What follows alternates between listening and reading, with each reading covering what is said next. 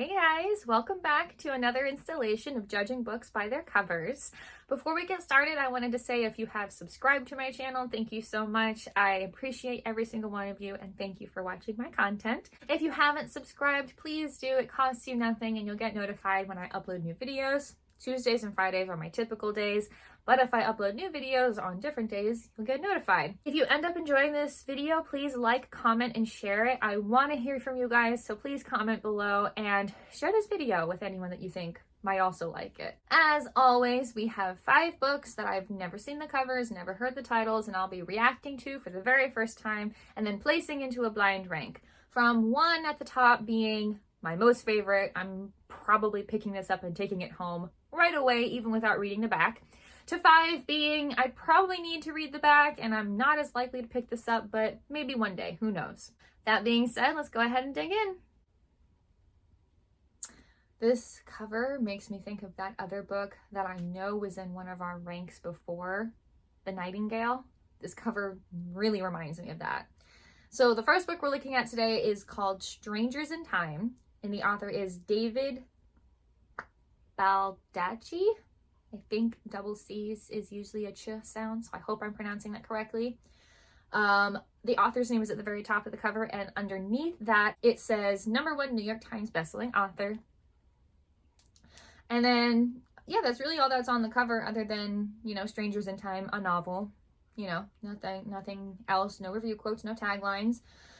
So the title and the author's name are both in the same color. It's like a very pale gold. Like, it's not very yellow. It's closer to white than it is to yellow gold. Yet the title is actually italicized. So I think that's interesting. And then obviously, you know, the image is behind, you know, because the title and stuff is overlaid. So the image that takes up the whole cover is, I believe, it kind of looks like a photograph. And it looks like we're looking, and this is why it makes me think of The Nightingale, because that's why I'm like, it looks exactly the same. It looks like we're looking through a window, and the window has water on it, like it's raining outside. And it's a picture of Big Ben in London. Like, I've never been to London, but I know what Big Ben looks like. And the color is also similar to The Nightingale, like the color of the cover. It's this, not like a sky blue, because it's not very bright. It's like a dull blue, closer, has some greens in it, because it's almost like it's dusk, or just because it's very cloudy because it's raining, but it's not nighttime. So there's like a lot of clouds in the sky, and the whole cover is blue except for the shadow of Big Ben, and then the rest of the building is like below that. However, there is something else in the image that gives me a little bit of context. There are airplanes flying over Big Ben, and they're kind of like small because they're in the distance, they're high in the sky. But I can't tell, they don't look very modern. Like, if I was to look at these planes and take a guess, they don't look modern to me. They look like older planes from like pre-1970s, 1960s. They look from before then. So I can't help but wonder if this book takes place in World War II, in that era. Because that many planes flying over London doesn't just happen unless it's war. So that's what I'm gonna guess. And I do like the idea that this is likely historical fiction. It's either historical or historical fiction, and I do enjoy good historical fiction books, so I do like that. The cover, it's still so funny to me that's making me think of The Nightingale so much, and that's also on my to be read list. So I do think I would pick this up and want to specifically read the back, because I'm like, okay, Strangers in Time, this likely takes place during World War II based on the planes and how many there are flying over London. So what specifically is it about? So I really do think I would pick this up and be very, very curious to read it, considering it's likely my favorite genre. Well, one of my favorite genres. But it doesn't feel like #1. So even though I think I would want to read this, I think I'm going to put it at #2. Oh boy.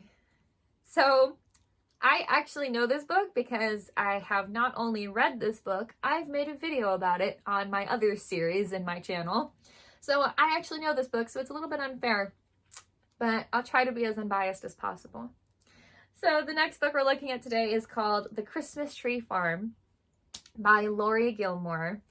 And the author's name is at the very bottom of the page, and as well as the author's name, it does say the Sunday Times bestseller, which I'm going to guess a different kind of news outlet other than the New York Times.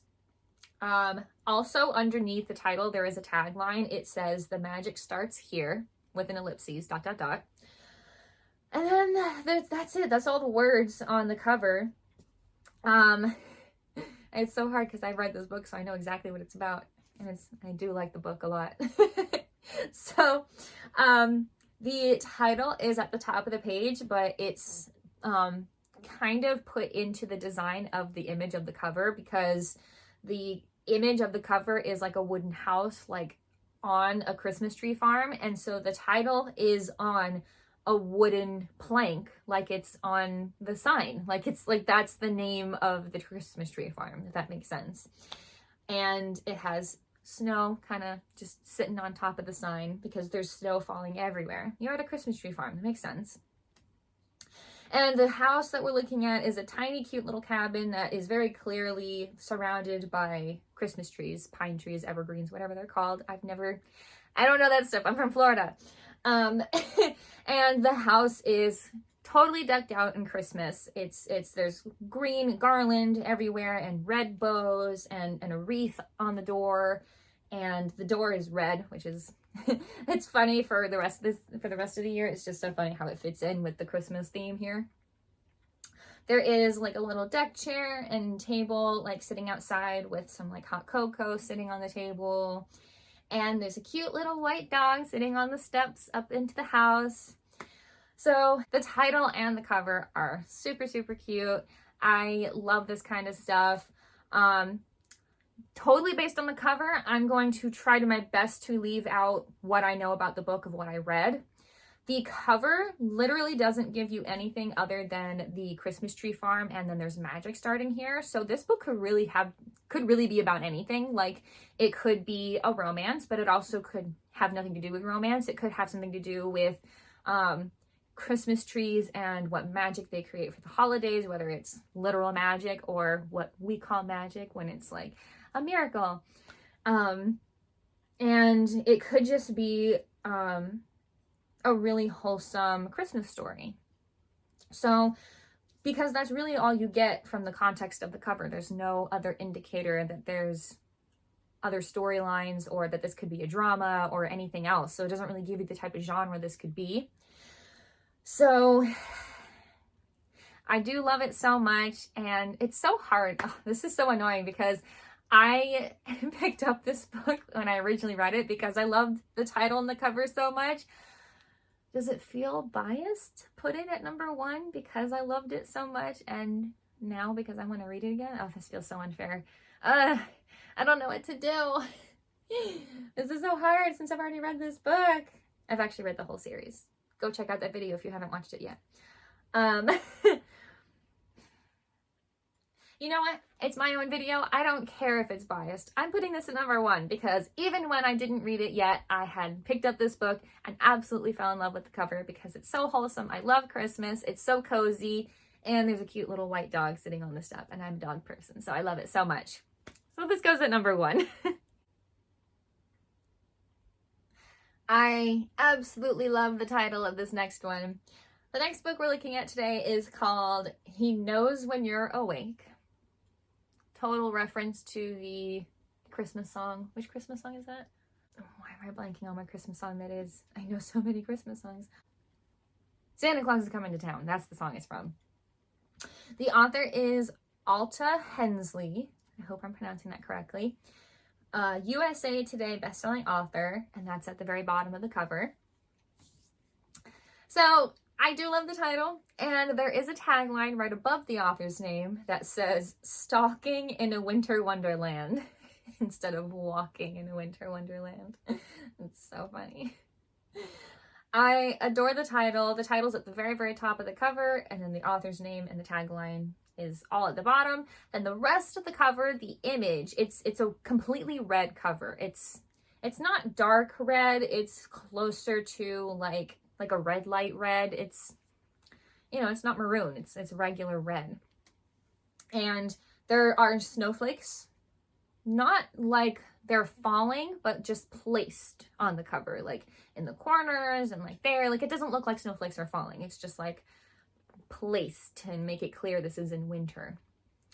And the best part of the whole cover is there is an ornament that is hanging from the O of knows, he knows. And the ornament is a snowflake, and the middle of the snowflake is a human skull wearing a Santa hat. So I absolutely love that. I love the implications here. I don't know if this is a thriller or if this is a comedy or if it's both. Honestly, I'd be happy either way because I love the reference. He knows when you're awake. They don't even have to change that line because that line was already creepy and scary in the original song, and then they just made it the title of this book, which is perfect and smart. I like that. And it's such a simple cover. Like, it doesn't give you any other context, but I feel like it works because the title really gives you all you need to know. Like, he knows when you're awake is a very clear reference to Santa Claus, and it's also a very clear threat, which is funny for a children's Christmas song. It's so funny. So I adore this cover. I do think I would pick it up, whether it's a thriller or comedy or both. I think it would be so much fun to read. So yeah, I'd probably pick this up and really want to know what it's about. So I'm going to put this one at number 3.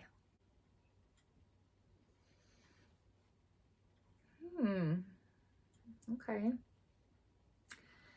The next book we're looking at today is called The King's Ransom, which doesn't give me anything, by Janet Ivanovich. I'm so sorry, I'm not sure how to pronounce that last name, but Janet Ivanovich. #1 New York Times bestselling author. The author's name is at the very top of the cover, and then the title is at the bottom, but they're both such big font that it basically takes up the whole cover. But the title is at the bottom, and underneath the title it says A Recovery Agent Novel. So that sounds like a series. That's all the writing that's on the cover. Like I said, the font of the author and the title's name is so big that it makes me think of James Patterson books. I don't know if you've ever looked at James Patterson books, but it's like it's just title, it's just font and everything. The title, the letters are so long. it's like it looks like you took the font and just stretched it down the page. It's kind of what this is making me think of. So the image that's behind all of the words and everything on the cover it's so hard, but it kind of looks like we're likely in Egypt or maybe in a museum that has an Egyptian exhibit. There are pillars on either side of the cover that have like not hieroglyphics but drawings and images that, you know, have an Egyptian sort of look, in my opinion. And it's the colors make me think Egypt and that kind of culture. There's a lot of blues, like very, very, very bright cerulean blues, and oranges and yellows, you know, like colors you find in a desert and desert culture. And so the room behind the pillars, because the pillars are like in the forefront that are on either side of the cover, the rest of the floor is like a wood, but it's like orange. It's like there's an orange light like lighting up the whole room. And then there's a doorway like in the distance, like in the background. And on either side, there are like the two walls, there are drawings of what looks like maybe guards or pharaohs. Like they have the typical, what looks like to me, what I see in, you know, modern media, dress of Egyptian men and staffs, like for guarding or just part of what they carry around. And they're facing the doorway, and in the doorway there is a shadow, because we don't really see her, it's just her shadow, of a woman, and she's standing like she is there on a mission. And it looks like she might be holding a weapon in her hand. I think maybe a gun. It's kind of what it looks like. She's kind of tiny because it's all in the background, so it's kind of hard to tell. But she looks like she's there to do something. She looks like she's on a mission, so hard to say exactly where we are. It could be in Egypt, like they're possibly going into a pharaoh's tomb or a pyramid or something probably offensive. Or that's what I'm gonna guess. It doesn't seem like they're in a museum exhibit, so I'm gonna guess that they actually are in Egypt. I do love the concept of like they're agents and they're there for action and they're on a mission. I don't know what this could possibly be about in that sense, like what the mission is and is it a good thing? Are they just there? Is this like James Bond or something? So I don't know any other context than this just seems like action to me. So I don't know. I would be likely to pick it up in the sense that seeing the words a recovery agent novel, because the word agent and then her image in the background is like, okay, this is definitely action. She's likely a spy or something, and that stuff's really fun. I do like that stuff. I don't know. We only have 4 and 5 left, so where do I want to put it? I don't know. Even though the kind of tagline that says it's part of a series draws my attention, the rest of the cover really doesn't. This is not, like, I wouldn't look at this and immediately go, oh yeah, I'm gonna pick this up. So because of that, I'm gonna put it at number 5, but I would kind of want to know what this is about, and I might want to read it one day. So our last book of the day goes at number 4, regardless of how I feel about it. And we'll see if I agree with that. The art on this cover looks so familiar, and I'm pretty sure we did one of these authors' books in a different rank before. So the last book we're looking at today that goes at number 4 is called Leather and Lark. And I really do think I've seen this art before. It looks, I can't remember what the other book was called, but the other book was like, it had pink art on it. This has like teal green art on it, but the rest of the cover is black, you know? The author is Brynne Weaver, and that does sound familiar, so I do think we put this book in a rank in one of my previous videos. Under the author's name at the bottom of the page, it says the #1 New York Times bestselling author, and the title of the book is at the top of the page, like in some cloth that these birds are like holding up with their feet. And above that, it says The Ruinous Love Trilogy, which I think also sounds familiar. So I think we ranked one of the other books in the series several videos back. It was not recent. And it's interesting because if I remember correctly, the other cover had a bunch of like human skulls and possibly bones on it. There is a human skull, like drawn in like a cartoony animated way, not anatomically correct. And there are some, well, they look like more like bones for dogs than like, oh, here's a human bone. There are some of those bones, like a couple of them on the cover.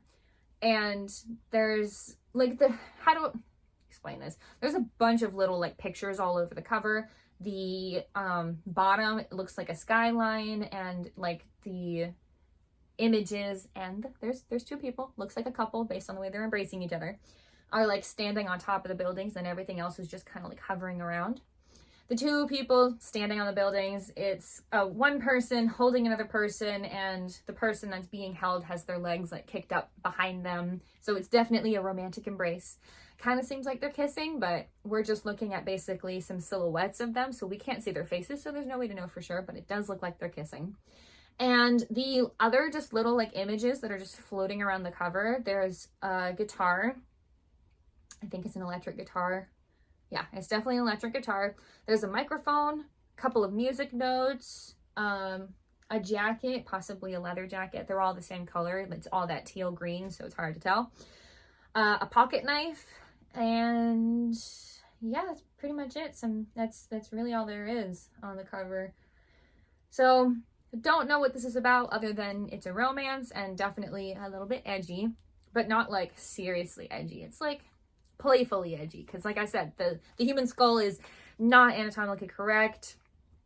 The bones look like cute little dog bones. Like it doesn't seem very scary or serious. So it seems cute. Some kind of love story. Definitely related to a band, I'm gonna guess, based on the microphone and the guitar. So it seems cute. I don't know how likely I would be to pick this up. I don't know, it just doesn't scream my type of book for me. But I'm okay with it at number 4. I would probably pick this up and see what it's about. Especially with the other book that we did. I'm like, oh, okay, maybe one day I'll read both of them. Who knows?